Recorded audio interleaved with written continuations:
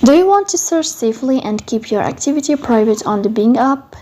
In this video, I will show you how to enable private browsing incognito mode on the Bing app step by step, so your searches and browsing history stay hidden from others.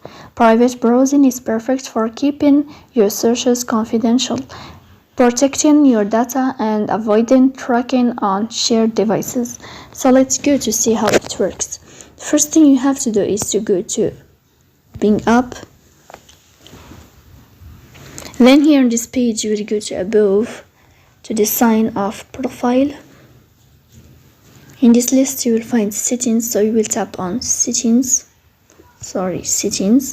Then here in this list you will scrolling down and you will find preferences, search, so you will tap on search. Here search, and then you will find this page. You will find here private mode, so you will click to enable private mode of browsing or searching on the application of Bing.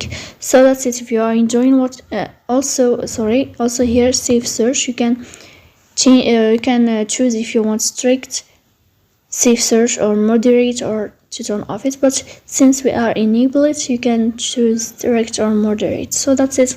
If you are enjoying watching this video and if this video is helpful for you, don't forget to support us by like and subscribe. See you next.